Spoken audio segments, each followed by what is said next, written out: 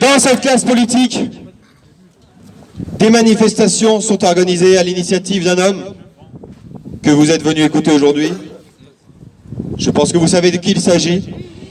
Pour la 22e semaine, il est ici à Beauvais. Je vous prie d'applaudir Florian Philippot.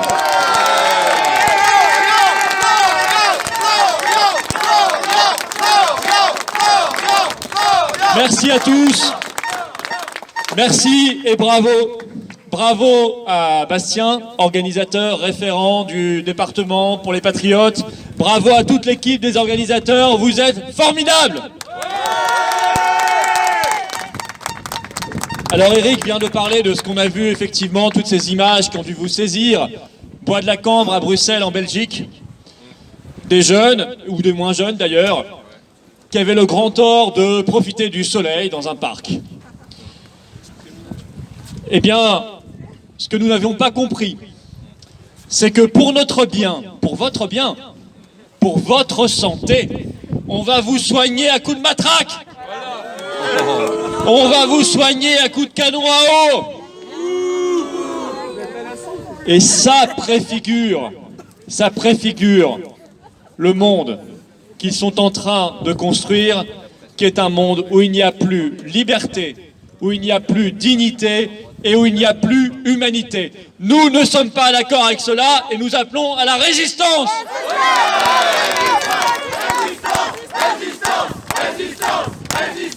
Mais je vais vous dire, pour vous donner du courage et du baume au cœur, parce qu'il en faut, surtout par ce froid. Hein. Bon, je viens du Nord, vous inquiétez pas, je connais le froid du Nord, le froid picard. Vive les ch'tis, vive les picards. Vive les ch'tis surtout. Non, allez, vive les picards, vive les picards. Ben les deux. Je reçois tous les jours, encore ce matin, un message privé sur Facebook d'un gendarme qui me dit « Monsieur Philippot, on n'en peut plus d'obéir à des ordres aussi idiots. » Tous les jours, des policiers viennent me voir dans la rue en disant « On n'en peut plus de ces bêtises !» Darmanin, le week-end dernier, était tout fier d'annoncer que 90 000 policiers et gendarmes allaient surveiller que vous avez bien le masque au-dessus du nez et que vous respectez les distanciations sociales. Pendant ce temps-là, les voyous et les criminels pouvaient dormir et sévir tranquilles. Eh bien, écoutez, nous appelons d'abord et avant tout les Français au bon sens. Au bon sens. Ça fait plus d'1 an que cette affaire dure. Ça fait plus d'1 an qu'on applique les mêmes politiques, toujours pire. Ça fait plus d'1 an que c'est la catastrophe, avec des dégâts collatéraux immenses. Vous savez, c'est Einstein qui disait « La définition de la folie, c'est de faire toujours la même chose en pensant que ça va produire un résultat différent. » Eh bien, je peux y mettre quasiment l'intégralité de la classe politique française, qui non seulement est folle, est irrationnelle, mais je dirais bien plus que ça. Car je ne suis pas naïf et vous ne l'êtes pas non plus. Au bout d'un moment, ce ne sont plus des erreurs. Au bout d'un moment, il y a à l'évidence d'autres choses et derrière, nous y trouvons systématiquement conflit d'intérêts et corruption. Alors nous sommes ici. Macron, démission. Macron, démission. Macron, démission. Macron, démission. Nous sommes ici à Beauvais, place Jeanne Hachette, figure de la résistance s'il en est. Alors nous ne sommes plus face à Charles le Téméraire, nous sommes face à Véran le Patibulaire. Et nos Hachettes à nous, nos Hachettes, ce sont nos mots, ce sont nos arguments, ce sont nos cœurs qui parlent au cœur des Français et du peuple de France qui doit se lever. Résistance, résistance, résistance, résistance, résistance, résistance, résistance, résistance. Le peuple français doit comprendre que les seules batailles qu'on est sûr de perdre sont les batailles qu'on ne mène pas. C'est clair. Il n'y a rien de sûr dans la victoire, évidemment. Et c'est ça qui rend notre combat encore plus beau, noble et héroïque. Mais il est certain que si nous ne menons pas combat, alors nous perdrons. Voilà. C'est à chacun, chacune qu'il faut expliquer cela. Et des victoires, il y en a déjà. Hier, une radio a annoncé que le gouvernement, je cite, sous la pression, ne mettrait pas en place le pass sanitaire en France. Ouais. Ni pour entrer dans un restaurant, ni pour entrer dans un cinéma, ni pour prendre le train. Pas de test, pas de vaccin, et Dieu merci. Alors évidemment, je ne suis pas naïf. Évidemment qu'une entourloupe est toujours possible. Ils ne savent faire que cela. Évidemment qu'ils peuvent retourner leur veste. Elle a l'habitude d'être retournée. Elle craque de tous les côtés. Ah oui, elle finit par craquer de tous les côtés, effectivement. Mais si le gouvernement se sent obligé de dire cela, c'est qu'il voit que ça ne passe plus. Qu'il y a des Français qui se sont levés et qui disent non, qui disent stop, qui disent liberté.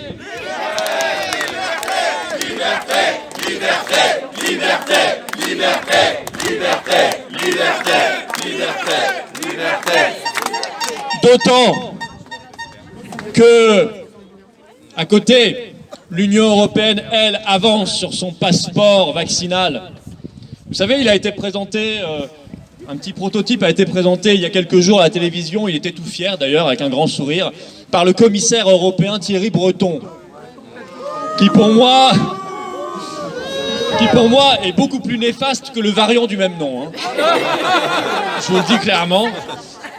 Alors ce type, il a grenouillé depuis des dizaines d'années tout le temps dans la vie politique française. Hein. Il avait toujours le bon poste. Hein. Ou alors quand il était plus ministre, il se faisait nommer à la tête d'une grande entreprise, et puis il revenait, et puis il part à la Commission européenne. En tout cas, à la fin du mois, le salaire il tombe toujours et il est bien, et il est bon. Voilà. Et eux, parce que c'est quand même une vérité, tous les barons, petits ou gros barons qui appellent à confiner la population, tous les maires, présidents de région, etc., les députés, les ministres, les commissaires européens, mais eux, ils ne sont pas touchés par les confinements. Eux, ils ont à chaque fois, ils ont le sésame, ils ont l'attestation, ils ont la dérogation, ils continuent de vivre normalement. Et puis, ils ont le salaire qui tombe à la fin du mois à 100%. Et puis, souvenez-vous de cette anecdote. C'était Bayrou qui était à l'aéroport d'Orly, qui n'avait pas son masque. Ah oui. Personne ne l'a contrôlé. Vous aviez les gens à côté qui disaient, mais nous, on passait sans arrêt pour nous demander de leur mettre au-dessus du nez. Et lui, on lui disait rien. Parce qu'il faut comprendre que ce monde covidiste, c'est un monde où une toute petite poignée vivra très bien, vivra libre, pendant que la masse populaire sera mise en esclavage. Nous ne sommes pas de ce bois-là. Nous sommes Français, héroïques et fiers de l'être, et jamais nous n'accepterons cet avenir funeste. Jamais.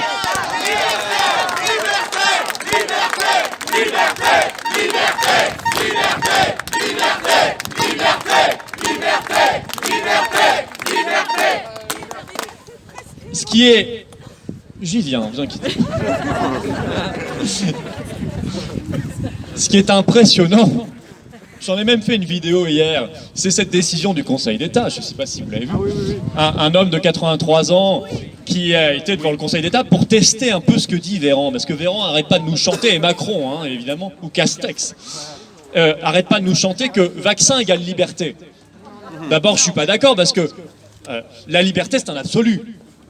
Rien ne doit conditionner la liberté, et certainement pas l'injection d'un produit dans son corps. Mais il s'est dit, bon, je vais aller vérifier si ils s'appliquent à eux-mêmes ce principe. Et il a été avec 2 avocats devant le Conseil d'État en disant, bah moi je suis vacciné, donc je veux ne plus être soumis au couvre-feu, au confinement, aux restrictions de liberté. Eh bien, le Conseil d'État d'abord a rejeté sa requête. Bon, sans surprise, il rejette tout. Mais il faut voir les arguments qu'a donné Véran, parce que Véran a conseillé au Conseil d'État de rejeter la requête. Et il a dit ça. Il a dit d'abord, ce vaccin a une efficacité partielle. Je vous cite. Hein. Après, il a ajouté, il y a une efficacité particulièrement contingente du fait de l'apparition de nouveaux variants. Et il ajoute enfin, le vaccin n'empêche pas de transmettre le virus aux tiers. Ouais, c'est n'importe quoi. Alors, vous avez donc compris le truc. C'est clair.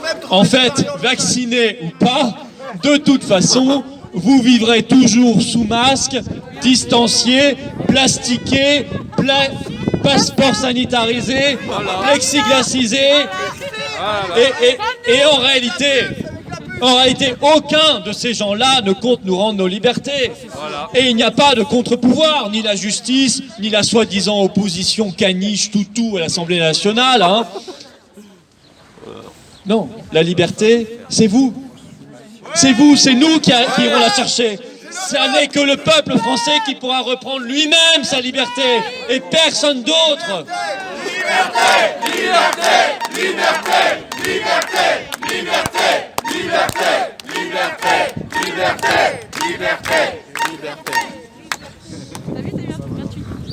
Alors qu'est-ce qu'il faut exiger? Mais des choses toutes simples. Revenir à la raison. Il y a une maladie, bah on la traite. On soigne les gens. Il y a des traitements. Alors je sais que les traitements, les seuls qu'on autorise, c'est quand ils coûtent 2000 ou 2500 euros. Ça oui, ça c'est autorisé. Style anticorps monoclonaux en phase 2, mais ça rapporte beaucoup. Mais l'ivermectine, 40 études. C'est pas moi qui le dis, c'est le magazine Capital. Alors, vous voyez, c'est pas le journal des Patriotes, hein, Capital. Bon, dit 40 études dans le monde qui démontrent l'efficacité de l'ivermectine. Mais quel est le problème de l'ivermectine? C'est que ça coûte 8 euros. Voilà. Donc ça rapporte pas un rond à l'industrie pharmaceutique. Voilà. Donc il faut se battre pour ça. Il faut se battre pour la prévention. C'est sûr que c'est pas en empêchant aux gens de faire du sport, en empêchant aux gens d'avoir accès aux vitamines les plus essentielles de la prévention qu'on pourra les aider. Et c'est là-dessus qu'il faut miser. Et c'est pour cela qu'il faut laisser et redonner la liberté de prescrire aux médecins.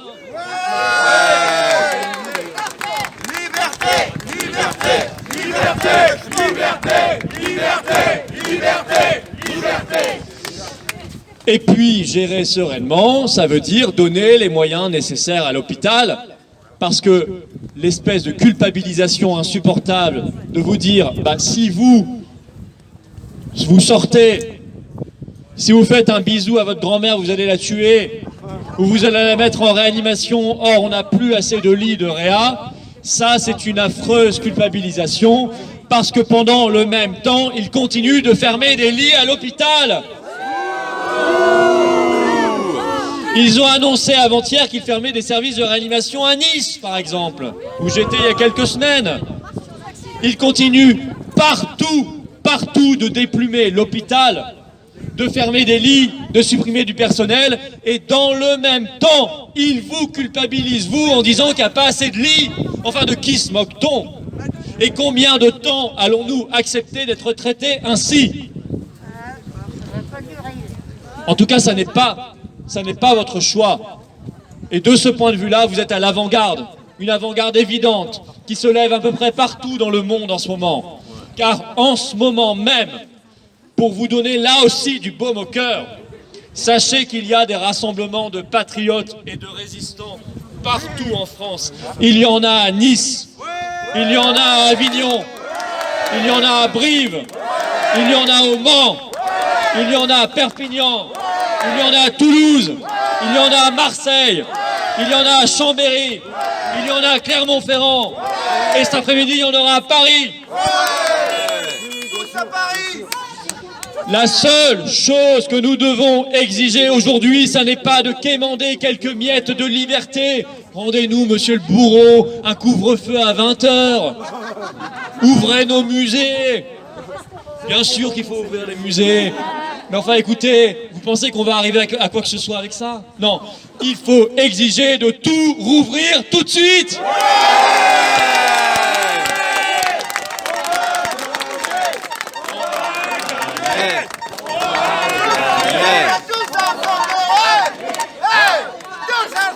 Tous ensemble. Ils ont le moral derrière en tout cas, ça c'est bien. Bravo. Il faut exiger toutes nos libertés tout de suite. Il faut exiger la fin du port obligatoire du masque partout. Et qu'on nous ne dise pas que ça va faire exploser l'épidémie, je suis désolé. Il y a plus d'un mois, des États aux États-Unis, le Texas, le Mississippi, la Floride, ont dit on rouvre tout, d'un coup. Et on arrête le masque obligatoire d'un coup. À l'époque, Joe Biden et ses médias et l'équivalent de toute la clique qu'on a ici, les conseils scientifiques, et bon là-bas il s'appelle Fauci, enfin bon, peu importe. Les mêmes, ce sont les mêmes, ils ont les mêmes. À la sauce américaine. Tous ont dit, c'est une, je cite, une erreur fatale. Biden a même dit, c'est une décision néandertalienne. C'est-à-dire une décision d'une espèce d'une bande d'arriérés, quoi, en gros. Plus d'un mois plus tard, allez voir les courbes officielles. Ça chute partout, au Texas, au Mississippi et en Floride. Ça chute, il n'y a quasiment plus de contamination, il n'y a quasiment plus de morts, parce que la vérité, elle est là. Une politique sanitaire, ça n'a jamais rien eu à voir avec une restriction de liberté. Une restriction de liberté, c'est toujours politique. Ça n'est pas sanitaire.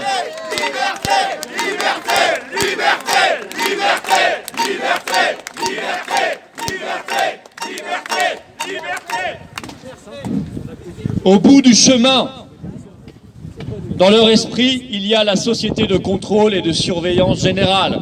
Au bout du chemin, il y a l'affreux modèle que vous connaissez peut-être qui sévit en Chine.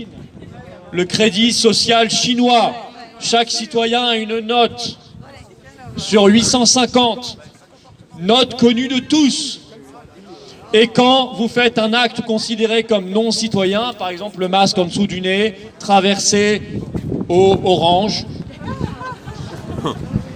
ou je ne sais quoi, vous perdez des points sur votre note. Et vos voisins le savent.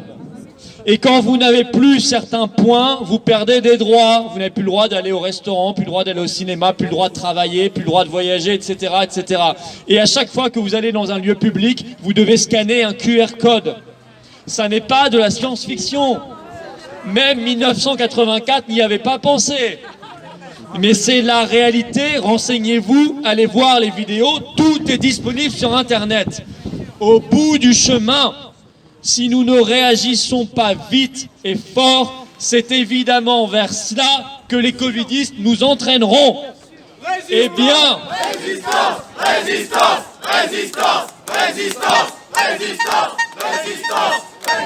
eh bien, mes chers amis, sur cette place, Jeanne Hachette, je prends l'engagement avec vous que non seulement nous n'irons pas vers cette société infernale, mais que nous allons récupérer toutes nos libertés, y compris la liberté de la France que nous ferons sortir de l'Union européenne.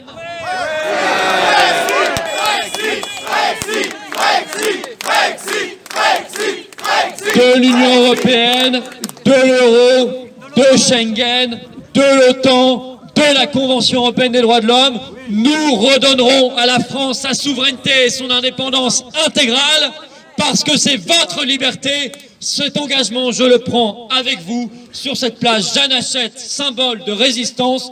Oui, nous allons gagner. Oui, vive la résistance, vive la liberté, vive la France.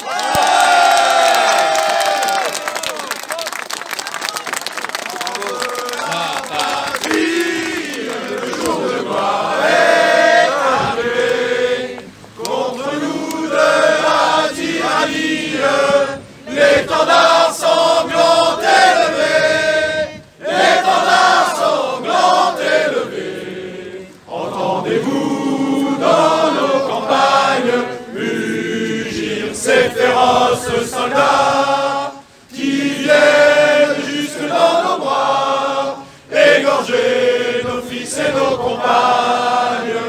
Aux armes, citoyens, formez marchons